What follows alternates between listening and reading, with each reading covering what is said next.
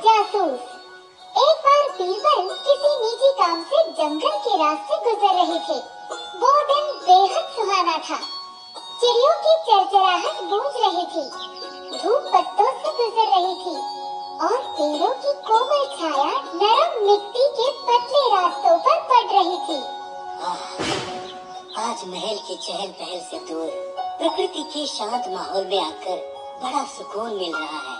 और तभी अचानक उन्हें सूखे पत्तों पर किसी के कदमों की आवाज आई, जिसे सुन बीरबल चिंतित हो गए। ये कैसी आवाज है? कहीं कोई शेर या चीता तो नहीं? और तब वो आवाज और तेज हो गई और शाखाओं के पीछे से निकला एक व्यक्ति जो बेहद परेशान लग रहा था, जिसे देख बीरबल चौंके तो सही, पर ये कोई खूंखार जानवर नहीं है। ये जानकर उन्होंने राहत की सांस ली और तभी वो व्यक्ति चिंतित हो बोला, माफ कीजिएगा महोदय, मैं अपने ऊंट को ढूंढ रहा हूँ जो भटक गया है। क्या आपने उसे यहाँ से गुजरते हुए देखा है? बीरबल ने यहाँ वहाँ देखा और पूछा, क्या ऊंट के पैर पर चोट लगी थी? ये सुन व्यापारी के मन में एक उम्मीद जगी और वो तुरंत बोला, हाँ, सही कहा, उसके पाँव पर चोट लगी है। इसका मतलब आपने उसे जरूर देखा होगा। बताओ कहाँ है वो? ठहरो ठहरो, मैंने ऊंट को नहीं, सिर्फ उसके पैरों के निशान देखे हैं। वो देखो, वहाँ रास्ते पर तुम एक जानवर के 3 पैर के निशान देख सकते हो।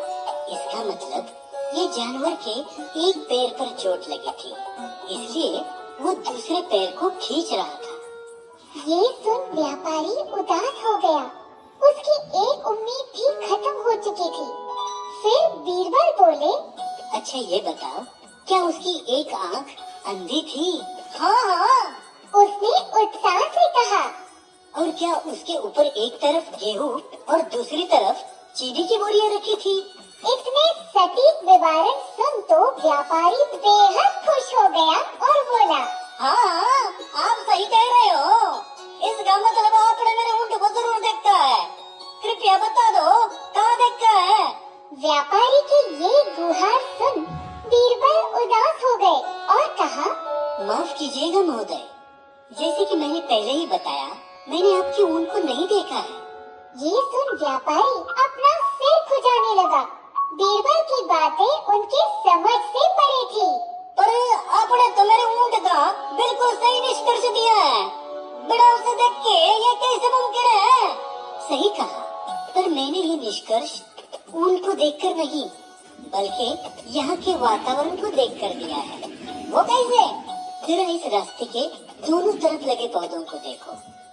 साफ दिख रहा है किसी जानवर ने बाएं तरफ के पौधे के पत्ते खाए हैं, लेकिन दूसरी तरफ के पौधे छोड़ दिए हैं। इसका मतलब है कि जानवर को सिर्फ एक आंख से देखने की क्षमता है।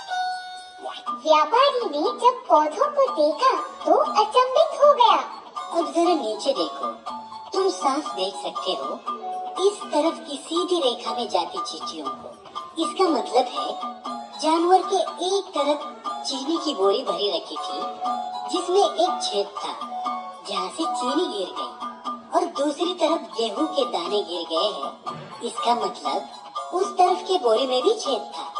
ये सुन व्यापारी प्रभावित तो हुआ, पर ऊंट न मिलने के दुख में वो अभी भी उदास था।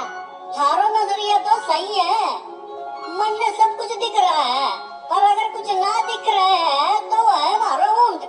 क्योंकि तुम अब भी गौर से नहीं देख रहे हो। तुम्हें ऊंट के नहीं, इन्हीं निशानों को देखकर उसे ढूंढना चाहिए। इन पाँव के निशानों के साथ साथ जाओ, क्योंकि ऊंट को चोट लगी है, वो ज्यादा दूर नहीं गया होगा, वो तुम्हें जरूर मिल जाएगा। ठीक है, ये भी करके देखते हैं।